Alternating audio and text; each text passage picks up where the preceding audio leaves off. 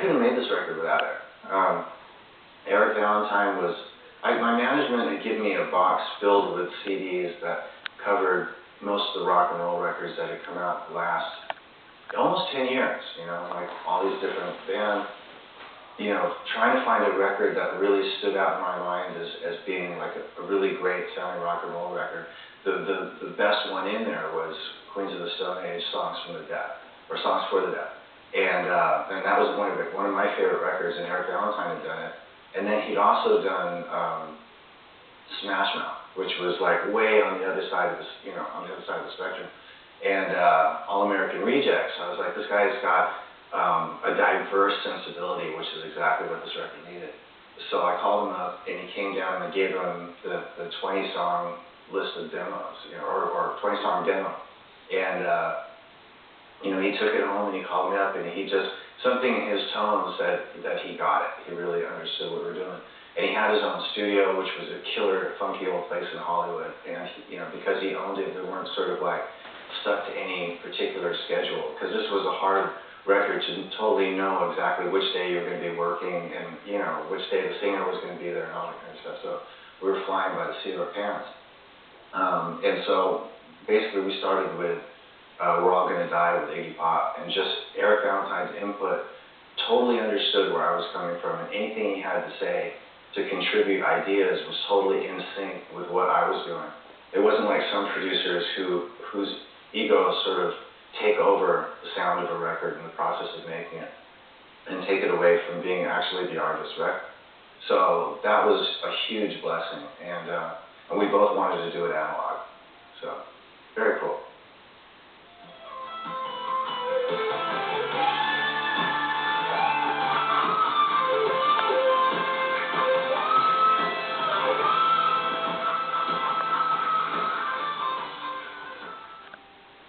They play on every track with the exception of Watch This, which is Dave Grohl and Duff McKagan, and then there is a song called Starlight that Steve Ferrone played drums on, because Josh was out of town. It was actually second to last song on the record that we recorded.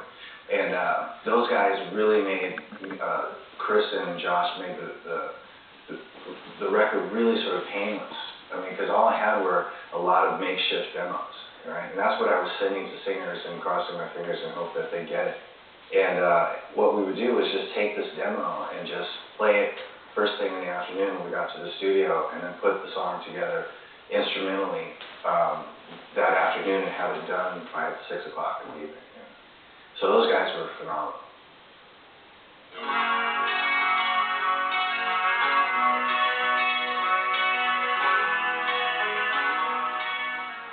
Oh, the original Paradise City is one of my favorite sort of Guns N' Roses moments when that song was written.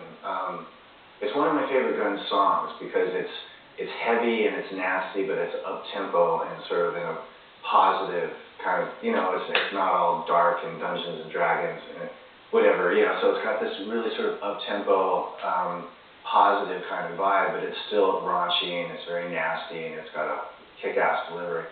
And when we wrote it, we were in a van on the way back from a gig in San Francisco back to Los Angeles. And it started out with the actual chorus, the chorus,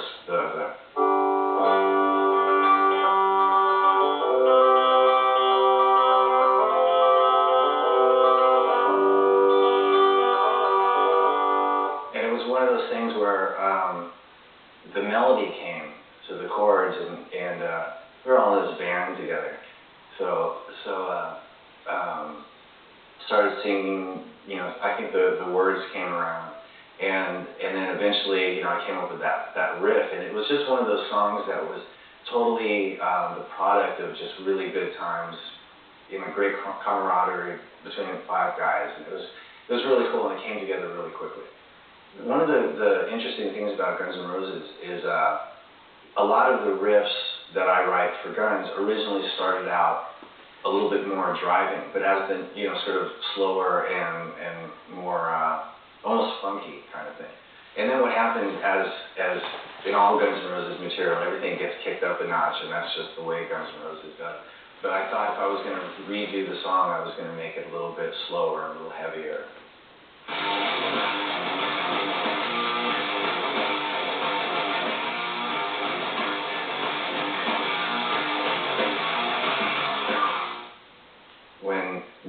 Matt and I first got together, we did this benefit gig for Randy Castillo at the Key Club.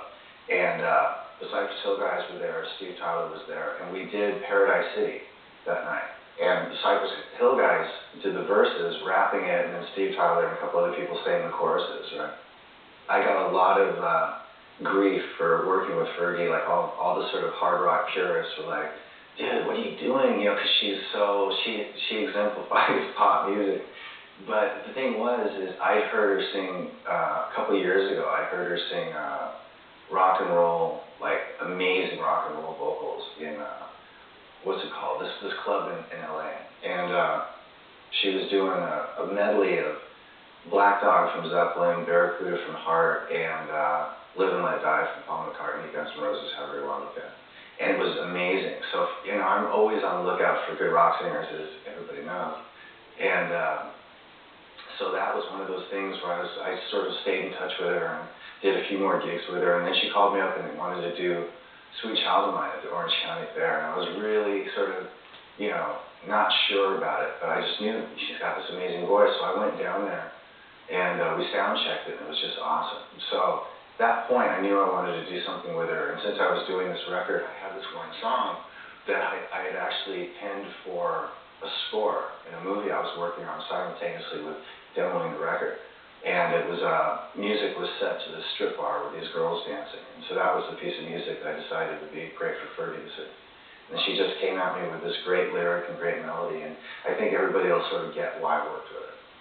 The Paradise City solo, what happened was, you know, like I always try to do all the guitar parts in one day and get solo, rhythm parts, acoustic parts, whatever it is.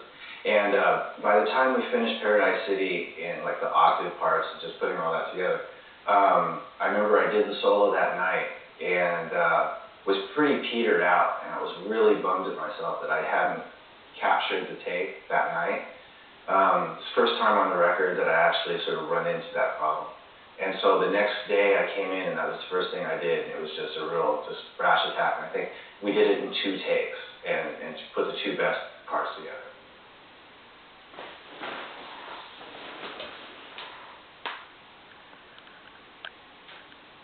I got a couple new pieces of gear coming out, and the first one right here is this is a replica, a pretty exact replica of the guitar that I recorded Appetite with, and most of Use for Illusions, and all of my new record, and a lot of Velvet Revolver. And this was a guitar that I got literally the night before I went in to do overdubs for Appetite. I didn't have a decent sounding guitar. Alan Niven, our then manager, gave this beautiful 59 reissue that was hand-built by a guy named Chris Derrick. Back then, Gibson didn't make reissues. So anyway, it sounded amazing, and it became the guitar that I used for the whole record. And I took it on the road for the first year that we were out, and then I finally went to Gibson and had them, I bought 2, 89 standards from them, or 88 standards for that matter, and put the Derrick guitar away. And it's been the source of, like the Appetite for Destruction record has become very iconic, you know, and this guitar sound that I had. And realistically, that guitar and also the Marshall that I was using was the product of, that sound was the product of those 2 pieces of gear. So all these years later, there's this huge fascination with the equipment that I was using for that record. And at this point, I thought it would be really great to sort of recreate that guitar and all the hardware and the finish and that whole thing as a sort of homage to all the sort of diehard Guns N' Roses fans over the years. And so this is the model, this is the prototype that I finally signed off on and that we're going to start going with, and it comes out April 1st. And this is the USA model, and then there's also a custom shop model as well, which I have not seen yet. I'm waiting to see what that one looks like. And basically, with this one, we have the old school,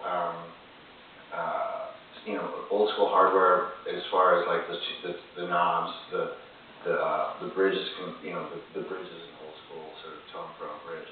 The pickups, these are the first Seymour Duncan Slash model pickups, which are still Alnico 2 Pros, but they're they're wired exactly or wrapped exactly and using all the same hardware as the 86 ones. So they've evolved over the years, so we went all the way back and sort of recreated the 86 Seymour Duncan Alnico 2s. I can't take the plate off right this second, but we have old school capacitors in here, which is a really important factor in how this guitar sounds.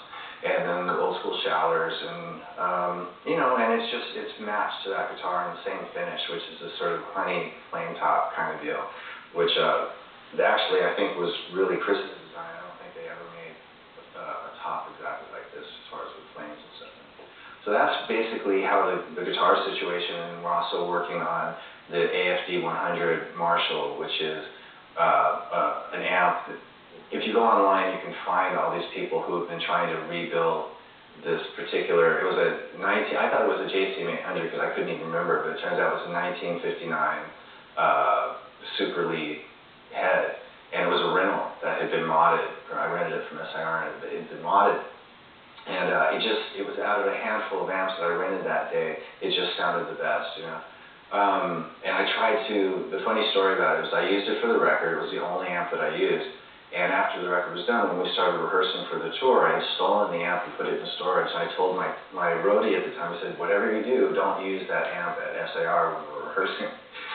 Anyway, so I get to the studio, and my amp's gone, I'm like, how come I don't have an amp? Because the SAR guys came and took it. I was like, why? I said, well, they said you took it from them. I was like, well, why did you bring it down? Anyway, it has not been seen or heard of since. And even more than sort of like the fascination with the guitar, because the guitar I still have and it's more tangible, but the mystique about this particular amp is really just it's worldwide. There's kids everywhere, trying to figure out how the amp was wired, what the mod was, everything about it and all the specs you can find in all these different blogs and whatnot.